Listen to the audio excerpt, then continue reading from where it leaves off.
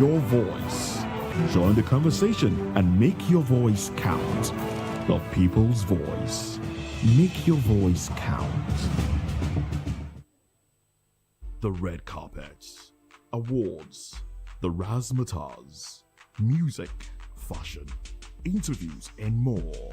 Spotlight on Voice of the People Television. Let's feed you with all the juicy stories in the global entertainment space, bringing you the glitz and glamour as they hot. Stay tuned to Spotlight, 1 p.m. Monday to Friday. Spotlight on VOP TV.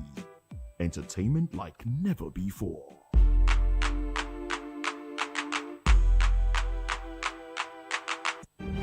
In a world where power shifts its every headline.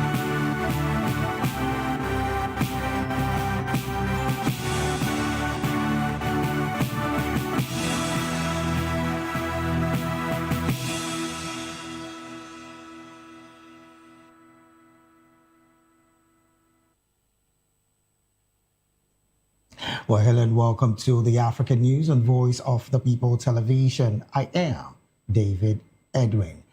Before beginning news, we would urge you to kindly visit our website, and it's www.vop.ng for fresh and trending news stories. We'll begin the African news from Uganda, where Ugandans cast their ballots in a tense national election on Thursday, with President Yoweri Kaguta Museveni seeking to extend his rule into a fifth decade amid an often violent campaign and internet shutdown. The 81-year-old leader is expected to face a challenge from popular singer Bobi Wine, who has appealed to young people frustrated with scarce economic opportunities. Museveni, who has ruled Uganda since 1986, has campaigned on a slogan of protecting the gains, promising to maintain peace and lift the country into middle-income status. Bobi Wine, 43 years, nicknamed Ghetto President, has vowed to end Museveni's dictatorship and address corruption. Voting began in the capital, Kampala, amid a heavy police presence, but many polling stations nationwide had not opened hours after the official 7 a.m. start time due to biometrics voter verification machine failures. From Uganda, we'll go straight to Kenya, where Kenya's former Deputy President Rigathi Gachagua has downplayed Juja MP George Kamburi's defection, stating he was never a member of the Democracy for Citizen Party, that's the DCP. Gachagua claims Kamburi was recruited by President William Ruto to spy on DCP in exchange for leniency in criminal cases. Kamburi's defection reportedly stems from Gachagua's allowing his 2022 election rival, Aliose Kinyanjui, to join DCP. Kamburi had demanded a direct nomination for 2027, which Gachagua refused, insisting on party nomination. DSP Secretary General Hesron Obaga says Kamburi threatened to join Ruto's camp if these demands weren't met. Kamburi denies being a DCP member, citing Gachagua's alleged corruption and intimidation. Still in Kenya, Kenya has secured a preliminary trade agreement with China, allowing 98.2% of its export goods duty-free market access. The deal aims to address Kenya's trade imbalance with China, which has been heavily tilted in Beijing's favor. The agreement follows President William Ruto's state visit to Beijing last year, where financing and cooperation agreements were signed. Ruto has defended the rapprochement with China, citing the need to export more goods to China and reduce the trade gap. The duty-free access is expected to boost Kenya's agricultural sector, including tea, coffee, and avocados, and create employment opportunities. Kenya's trade ministry is negotiating a full bilateral trade deal with China. Away from that report, the European Union and a group of foreign embassies have called for urgent action to move South Sudan towards peace, expressing grave concerns over the country's fragile security situation. The envoys, representing regional states and key donor countries, urged President Salva Kiir and suspended First Vice President Riek Machar to engage in inclusive dialogue. The statement, supported by ambassadors from Canada, France, Germany, Japan, Norway, the Netherlands, Sudan, Uganda, the UK, and the US, emphasizes the need for constructive engagement and compromise to prevent further deterioration of the situation. The international community's call comes amid rising tensions and violence in South Sudan, with the UN warning of a potential relapse into full-scale conflict. The country has been navigating a fragile peace since the 2018 revitalized peace agreement. And from South Sudan, we go straight to Sudan, where the Sudanese army have successfully repelled a major attack by the paramilitary Rapid Support Forces, that's the RSF, and its ally, the Sudan People's Liberation Movement North, SPLMN, on the town of Al-Kuwait in South Kordofan. Military sources say army units confronted the assault, inflicting losses in lives and equipment and forcing the attackers to retreat. Government troops seized armored and combat vehicles during the clash, with videos circulating on social media showing army personnel celebrating the victory. There was no immediate comment from the RSF on SPLN North on the report. The attack is part of ongoing clashes between the army and the RSF in Sudan's Kordofan states, which have displaced tens of thousands of civilians. The conflict began in 2023 April, killing thousands and displacing millions. And from Sudan, we go straight to South Africa, where President Cyril Ramaphosa has called on Iran to allow its citizens to exercise their right to protest in peace. The South African presidency spokesperson Vincent Magwenya said the South African government firmly believes that the right to peaceful protests, freedom of expression, and freedom of association are universal human rights that must be upheld without exception. This comes in the wake of the country-wide protests that have erupted, with citizens demonstrating dissent against the government and Iranian security forces brutally attacking down on the protesters. The protests were sparked by a deepening economic crisis that has evolved into a widespread anti-government movement. The events have been described as the largest uprising since the 1979 Islamic Revolution.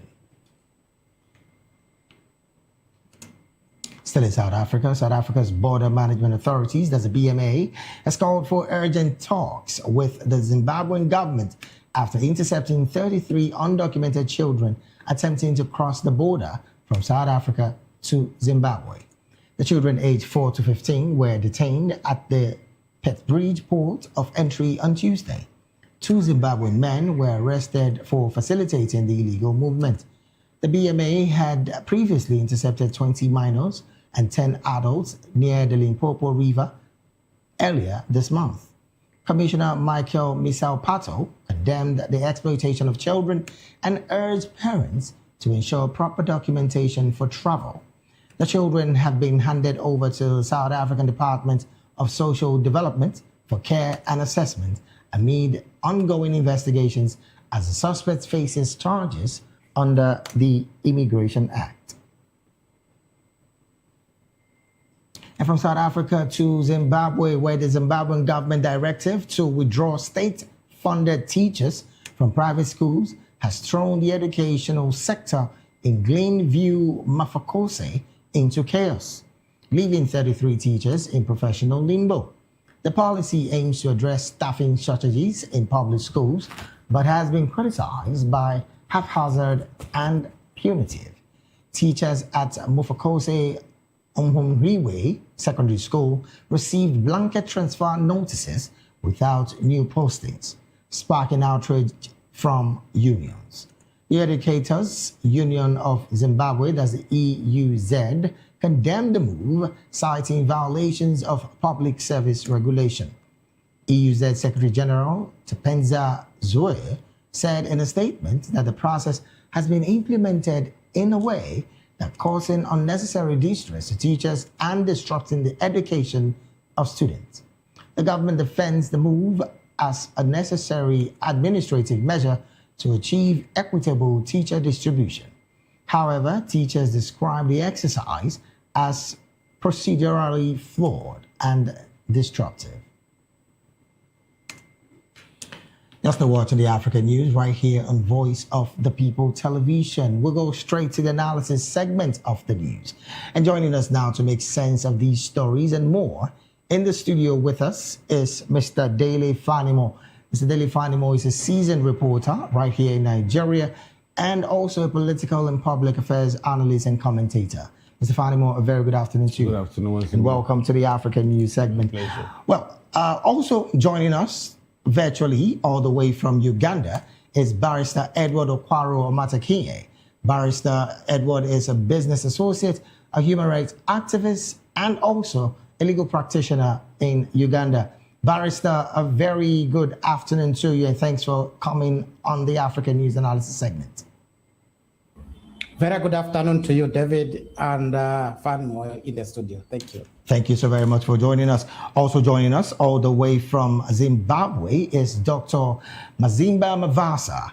Dr. Mazimba is a public and political affairs analyst and also a media and communication consultant.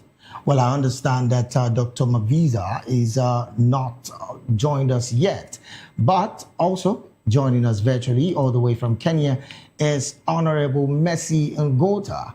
Honorable Mercy is a women representative seat candidate in Nairobi, Kenya. Honorable, a very good afternoon to you and thank you for joining the conversation this afternoon. Okay, I understand Honorable Mercy is also not yet with us, but we're expecting that she joins the conversation. Well, let me go straight to Barrister Edward in Uganda. It is the presidential election in your country and voting has begun. I mean, we have footages of President Yoweri Kaguta Museveni casting his vote as well as heavy security presence. I don't know if my producers are ready with those footages, as well as heavy security presence all across Kampala, where voting, some have said, has relatively been flawed. First off, let's get your position and, of course, the situation in Uganda as we speak. Thank you, David. And in fact, you have said it well. I'm in the middle of the situation in the city. And just as you have said, it is relatively, it's actually a military election. It's not a free election to the people of Uganda. Because when you look at the situation in every polling station, in every town, every corner in Uganda, it's covered by the military. And as we say, democracy can never be exercised where the military is actually exercising their duties, because I believe military should not be part and parcel of this kind of exercise because of intimidation, the fear from people. So those are all things which are making us to actually say this might be a decided election already. All right, then. I want to find out from you as well, how is the voters' turnout in the city of Kampala? I don't know if you're privy to that access. How's the voters' turnout? Because we hear that security presence, just like you also affirmed, military security presence is heavy in the capital, Kampala. How is the voter turnout? We see quite a number of people say even the electronic system that is used for voter registration, there you have it on the screen, is press person that was being malhandled by some security forces. What is the situation, particularly on the voter turnout in Kampala, Uganda? David, from actually the beginning of this week, the people who are supposed to be voting, more especially in the surroundings of the capital city of Kampala, decided to say for purposes of security, because the intentions of the military being deployed, nobody knows. So most of the voters decided to skip and went to up countries where they could maybe be with their relatives. And that alone can show you the number of people who are supposed to be voting, and now they have not voted because of the fear due to the security deployment in the capital city of Kampala. Kampala is full of military, and the numbers in most of the polling stations, you get that when you look at weighing, probably where Museveni is supported and where the Bob Wine, who's actually those are key candidates in these elections, you get too much on the side of the opposition that the military is deployed, and that's where you get the low turnout of voters. And when you go to the side where Museveni is actually having a support, you get relatively the security is low, and the freedom of movement is actually allowed. So that is where the difference between democracy and now military. So we have a problem. That's why I'm saying this might have been a decided election already. Well, again, this is something that quite a number of persons have said. It's more like a planned script on the part of the incumbent. I'm talking about President Yoweri Kaguta Museveni, because just a couple of days ago, there was a picture footage that circulated the internet about his son, who is the head of the military, with the son of the former dictator. I'm talking about Idi Amin in the country. Some have said this is about a script that is being played out today. But just like you mentioned, in Kampala, people have not really gone out to vote. From your perspective, at the Outerland, where the likes of Bobby Wine clearly is saying that his supporters are still being under custody with some military personnel, are they voting in those places, in the rural areas, aside the city in Kampala? For sure, most of the areas where the musician, the Bob Wine, is popular, is actually taken care of by the military. So you get that there is much low turnout. But people are still feeling it is their right to go and vote. So you get that the few they come and vote. They line up after voting. They are being chased out of the nearest polling stations, just as the CDF had actually given those instructions, which is not in the Constitution. The president himself actually sounded the same warning that you cast your vote and go home. So I don't know who's going to guard this vote, because the Constitution of Uganda allows you to actually look at and be there until your vote is counted. You count the vote, they announce, then now you can go home. No Ugandan is prepared for any violence, but the military has decided to fight its own citizens through the instructions of the government. Oh, well, I'm still going to come back to you, Barrister Edward. Let me come to the studio here. Mr. Fadimo, you just heard someone live from Uganda. And of course, I'm particular with the statement of the president, cast your vote and go home. What does that imply? And of course, the Constitution also states that you can, after casting your vote, wait and make sure that your vote is counted and be very sure that your vote truly was counted. But the statement of the president, plus the fact that there's been heavy security. I mean, we have footages as shown some few minutes ago about how military presence have been so heavy in the capital, Kampala. What do you make of this, Mr. Fadimo, going into an election that already a lot of people have been saying is a script written by the president? Unfortunately, this pattern resonates across Africa, from one country to the other. We saw the same scenario played out during the Cameroonian election, presidential election. And even at his age, I think he should be 92 now, he still wants to rule till eternity. And you have Yoweri. He's the oldest. He's the oldest leader in the world. Yes, and you have Museveni, who is in his 80s. 81. You know, also asking for another 10-year rule.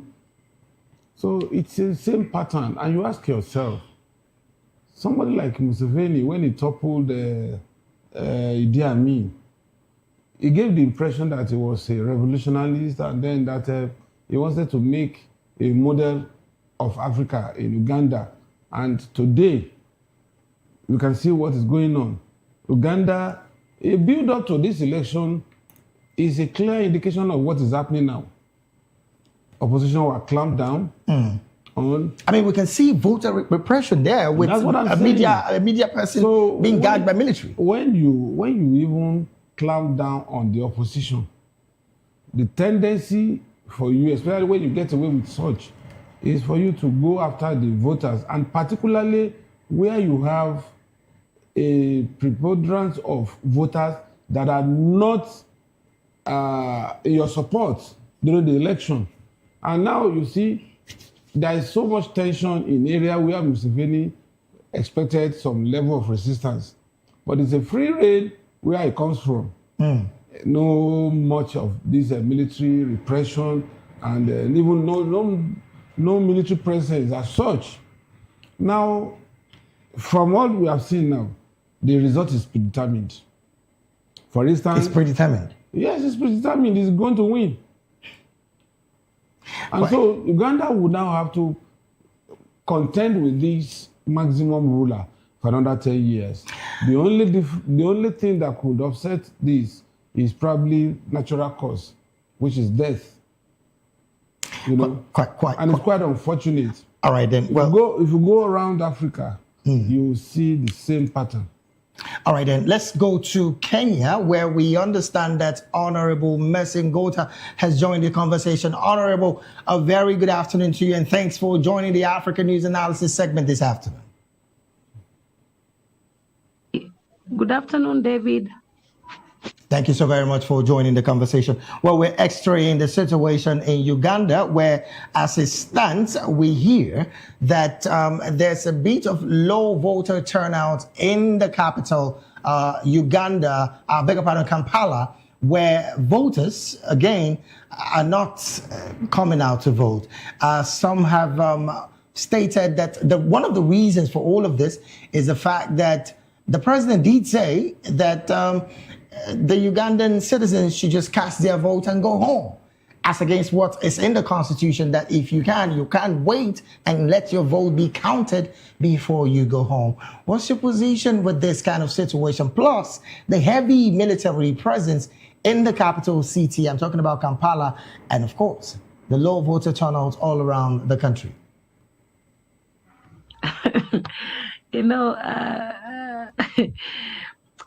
One thing that I've always told you, David, is that the price of democracy sometimes can be extremely expensive. This is a man who has been there. He has created the systems. When you talk about Uganda, these are systems that have already been created. The man is in charge of everything.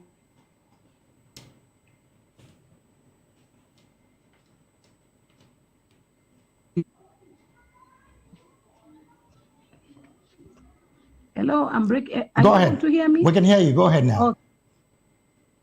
So this is a man who has created the whole system. When it comes to the Electoral Commission, he's the one who has put in mechanisms that can only favor him. When it comes to the internet, he's the one who is in charge. When it comes to education, his wife is the minister of petroleum, the minister.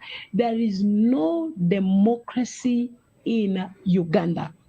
So what we are going to experience in Uganda is the same repetition, the same thing that has been happening. And unfortunately, it's not only in Uganda.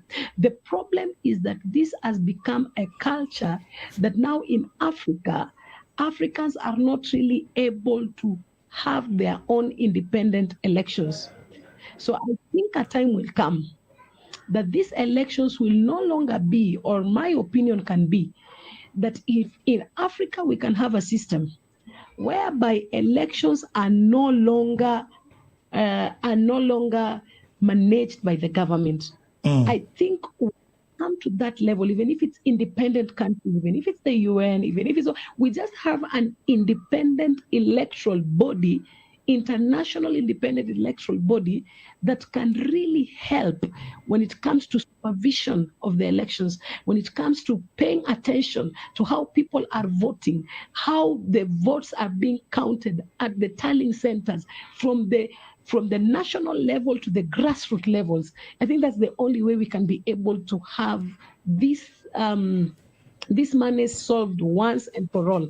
Because in Uganda, I can tell you for sure, David, now this one I want to promise you, David, that the elections in Uganda are not going to be free and fair. Oh well, we're getting so many feelers from there, because we have with us virtually Barrister Edward from Uganda, who's also giving us up close information on what is happening there. But the question I want to find out from you is, you are a politician vying for a seat in your country. How can we how do we do away with this kind of sit-tight governance that we've uncovered with our political elites across Africa? Now, Uganda is one. There is also the case of Cameroon with President Paul Biya, who's been there for the longest of time. How much of sanctions can be put upon these kind of individuals who tinkers with not just constitution, but also the lives of people in the country?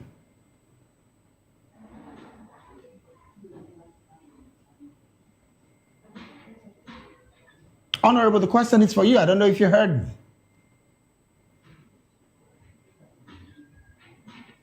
Oh dear. Well, I think. Off.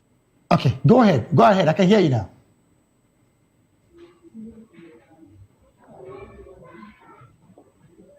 I think he has gone out. Okay. No, I was asking you the question, Honorable Mercy. How can we do away with these kind of sit-tight men in power that consistently tinkers with the Constitution to favor them, and of course extend the long-term rule like we see happen in Uganda? And not just Uganda, there is also the part of Paul Biya in Cameroon. You're a politician, maybe you can help us. How much of a huge sanction, maybe from the UN, maybe from the US, maybe from international organization, can really help our leadership across Africa, not just in Uganda alone?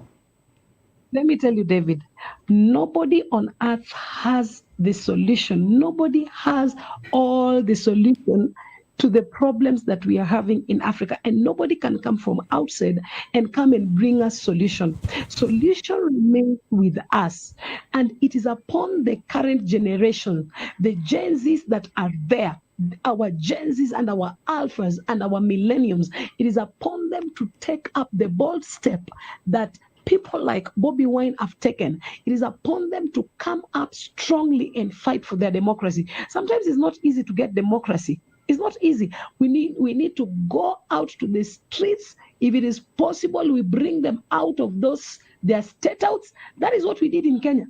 Last year, David, we were having everybody decided to come out on the roads, and we went outside and we spoke our minds, and we told the government that we are tired of oppression, we are tired of injustice, inequality. We went outside, we need to have a conversation with you guys. If you're not willing to listen to us, we will go to the parliament. You will not be passing bills that will only favor you and your children and your businesses, and yet you leave us languishing in poverty. We went out, we went to the parliament. We were not afraid of bullets and what. We decided that we were going to pay the price to restore sanity in our nation. The problem is that at this point in time, many leaders are not given to fighting for their rights. Many leaders are not given to, nobody is willing to go out and demand for justice.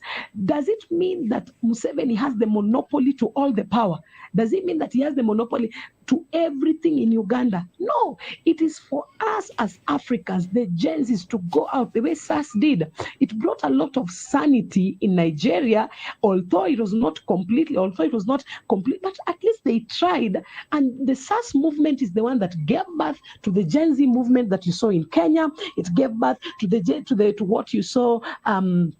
To what you saw recently in Tanzania. You saw youths going out and fighting for their rights. So these people may think that they have all the power. They may think that they have all the machinery, but at the end of the day, the people are more stronger than them. And the other thing, David, that I will tell you today, a time comes that our leaders must tell themselves that there comes a time that the nation is more important than individual businesses.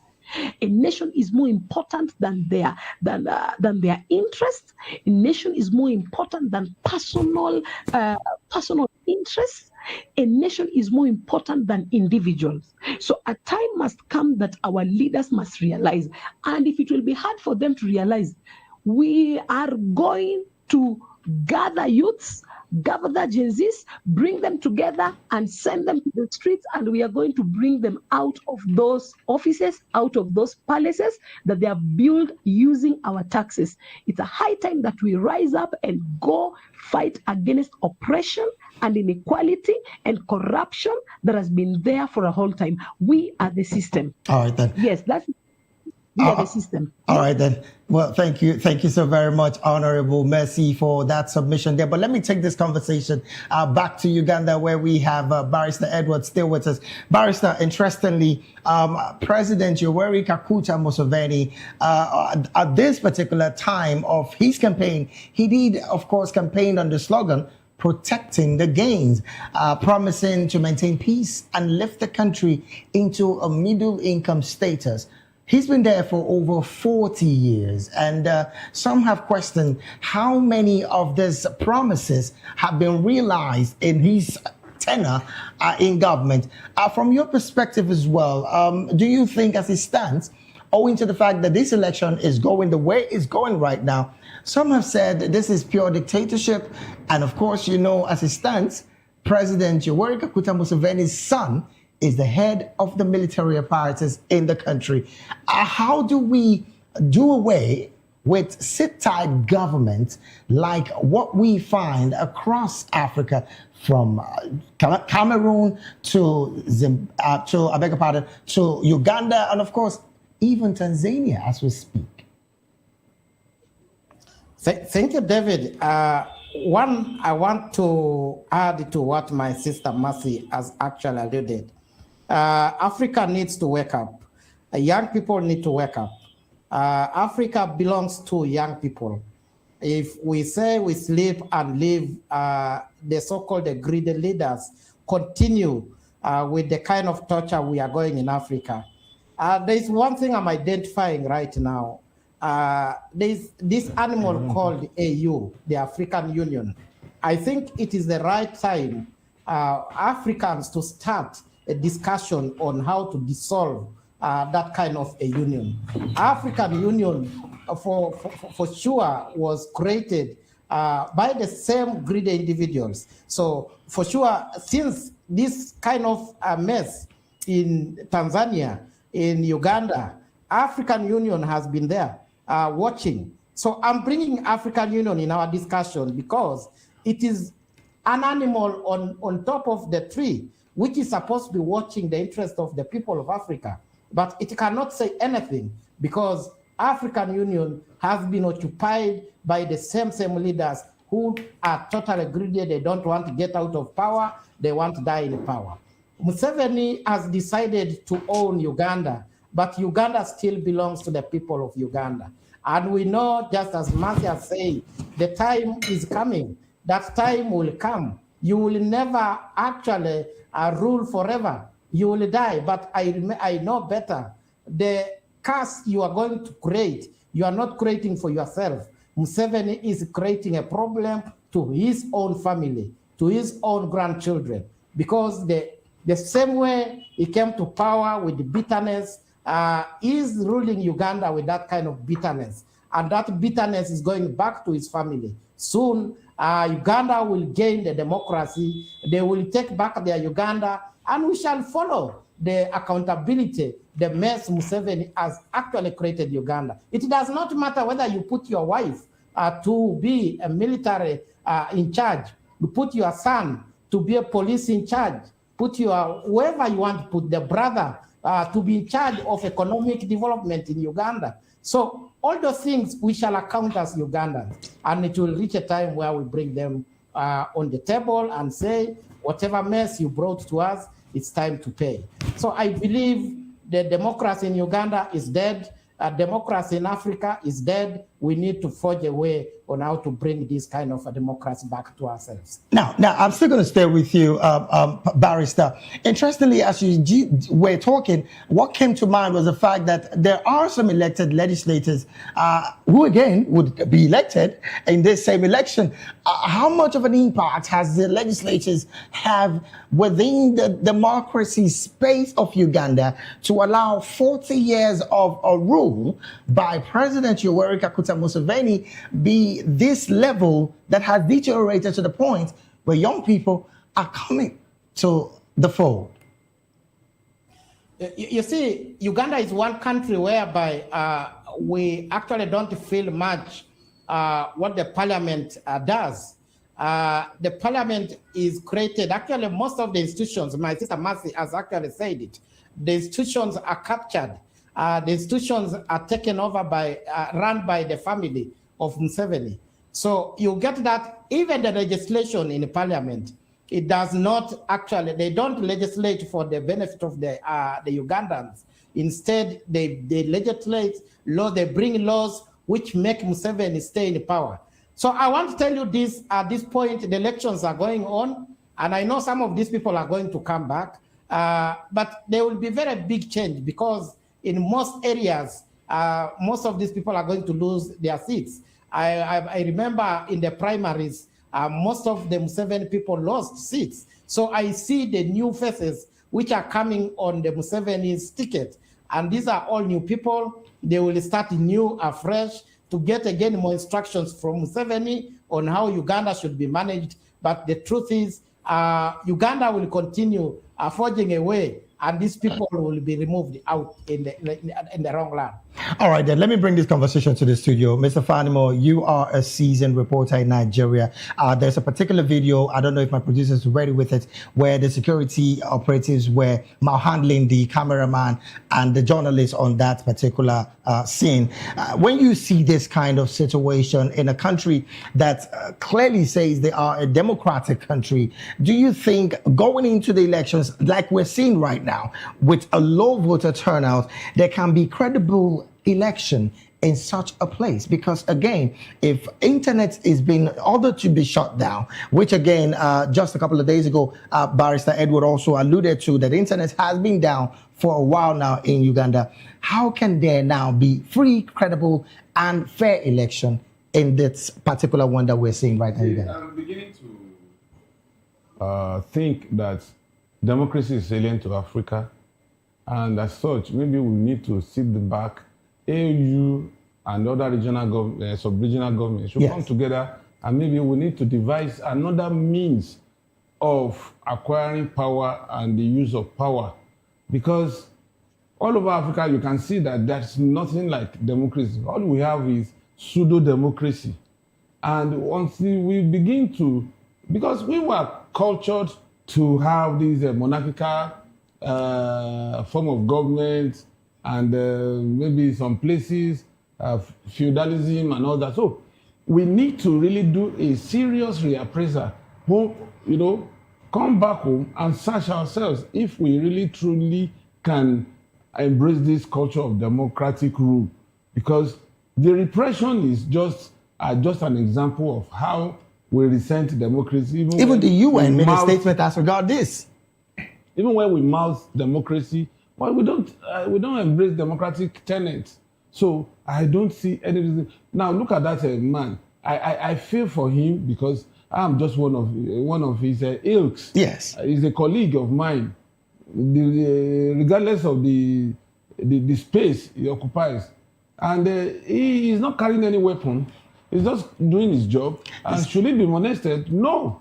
And it's sad that we are still having that kind of thing. Well, quite unfortunate, really, Mr. Fanimo. Let me go back to Kenya, where Honorable Mercy is still standing by. Maybe in 30 seconds, you have said you are not optimistic. Should there be a difference when it comes to this election in Uganda? Again, from your perspective, how can the AU do better? Because AU is more like the regional body that houses Africa. And of course, the peace and the tranquility that we find across Africa should be managed by these bodies. How can the AU do better, particularly on these kind of political elites that we have all across Africa? With most of the people that are nominated in various positions in AU, they are actually nominated by the presidents. If it is not a president pushing their person there, that's how they do. So when we say that we are putting our trust and our hope on AU, then we are missing the point. The issue is not AU. It's the goodwill of the individual leaders. You know, someone can be old or somebody can be in power for many years, but they are there for many years, but you see what they're doing for their people. For example, Muammar Gaddafi, the late, he had been in power for many years. He had been in power, I think by the time he was dying, he had been in power for more than 30 years. But look at the systems that the man had created. Education was free. There was access to water. There was access to higher education. Poverty was not there. The level of inflation in that nation was not as compared to now. That nation had a lot of strength. The problem was not the man that had been in power for a long time. The problem came from AU. The problem came from these international bodies because none of them suggested to protect Gaddafi while he was attacked. So our solution is not mainly on AU. If it was in AU, people like Patrice Lumumba, they would not have been killed the way they were killed. If our solution was in AU, some of the injustice that has been happening, look at what happened in Tanzania. Nobody's talking about it. They talk about it as if it is. They think a human life is something to joke about. Nobody is really talking about the situations, the real things that are happening. Look at the war that is in DRC and Rwanda. The people that are suffering. It's the people that are suffering, sir. The problem is not AU. It's the goodwill of our leaders. They are the ones who put in their own people in AU. They nominate them. So every decision is on their side. Thank you. All right, thank you so very much, Honorable Messing Gota, for that submission there. Let me take it back to Uganda. Well, Barrister, the elections are still on. And, well, again, I know you're not so optimistic of any change coming in from that particular election. But then again, looking at post-election post-election basically, is there anything visible that you think not just regional bodies across Africa, even political elites in every single country in Africa can do so we can have credible leaders go to the polls and of course the people have better options going into the polls? David, change starts with us. Just the same way you discovered that Edward is good to be in this studio and he can actually express the views of Ugandans. So I've met my sister Mercy, who's also expressing her views for Kenyans. I've met Famino from the studio, who's actually expressing the views of Africans. So we are totally hopeful Africa will have a change. Uganda will have a change. Uganda will always change because every leader comes and goes. Tomorrow, elections will come and it will go. Ugandans are ready to continue with their lives after these elections, and whatever is going to come for us, we shall continue with it until that time God will ordain and say we need change in Uganda. All right, then thank you so very much, Barrister Edward Okwaro Matakinye, a business associate, a human rights activist, and of course, a legal practitioner in Uganda. Thank you so very much for being a part of this conversation. Even though the election is ongoing, we definitely might be getting feedback from you as it concludes even tomorrow. Thank you so very much for being here, sir. Thank you so much. All right, then. I want to say a big thank you to Mr. Daly Fanimo, also in the studio, seasoned reporter, political and public affairs analyst and commentator. Thank you so very much, Mr. Fanimo. My pleasure. Also, Honorable Mercy Ngota, all the way from Kenya. I want to say a big thank you to you as well for joining the conversation this beautiful afternoon. Big thank you to you as well. Short break right now. When we return, business and sports stories of the African news will be up next. Please stay with us.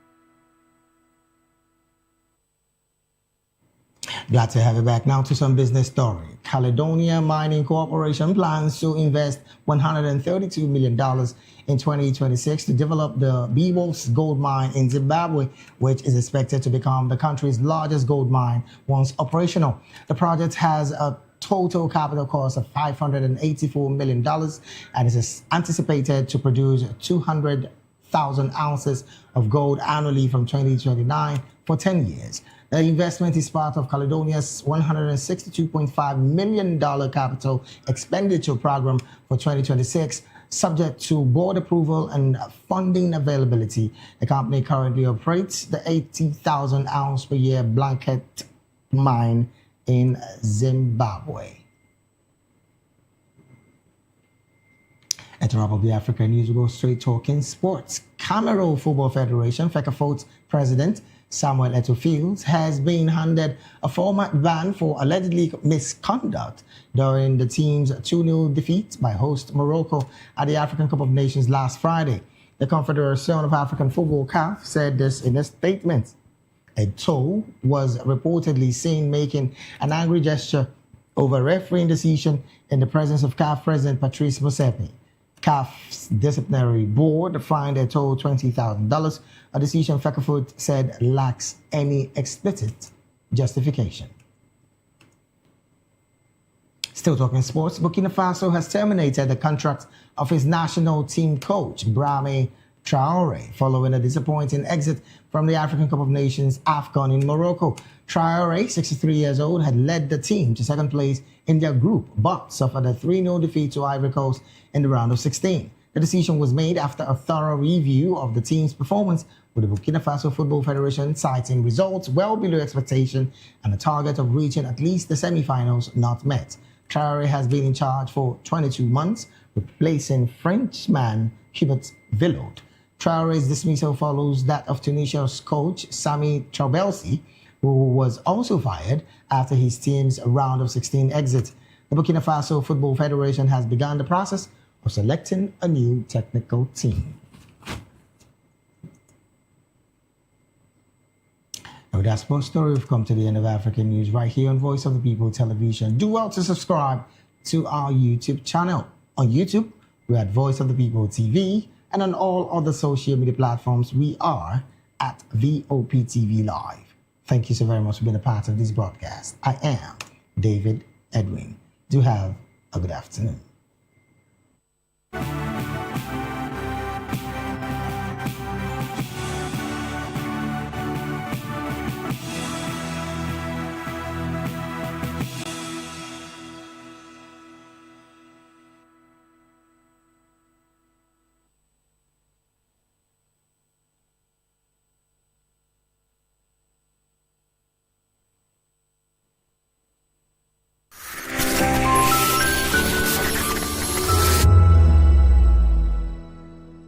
Welcome to the locker room, the home of football talk that matters.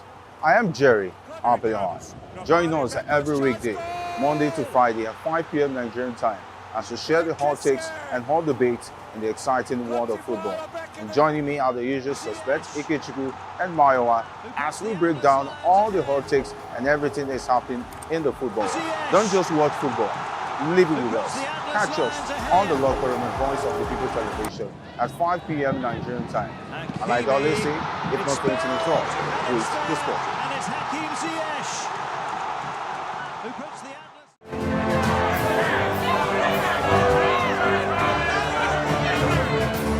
Do you want your voice to be heard? Do you know that you matter in the scheme of things? The People's Voice, the show where ordinary citizens take center stage as we discuss the biggest stories that affect you and I. With you in mind, we facilitate lively discussions, debates, and interviews on the topics that matter most to you and I. From social justice to economic empowerment, education to healthcare, governance, and more. Tackling tough topics and amplifying your voice. Join the conversation and make your voice count. The People's Voice. Make your voice count. In a world where truth is the ultimate power and opinions scream the loudest, it's time to wade through the noise. Hunger no get tribe! Hunger no get religion! And scan the human interest and trending topics that matter. Stay tuned to The Issues, your plug to the stories making the buzz, from politics to science and technology, social justice, and more. Let's tackle the tough questions and expose the truth. The Issues, on Voice of the People Television, Mondays to Fridays, 8 to 9 p.m. The Issues. Don't just react, understand. Africa is on the move, a continent of rising voices, untold stories, and powerful transformations. From the streets of Lagos to the heart of Nairobi, from the mines of Congo to the tech labs of Cape Town, the African story is being written every day. Bold, dynamic, unstoppable. This is Africa News on Voice of the People Television. We don't just bring you the news. We analyze and bring you Africa's heartbeat, the politics that shapes our nations, the economies that drives our future, the cultures that defines who we are, the voice that must be heard. Africa News, Africa's voice, Africa's future. Where Africa speaks, the world listens.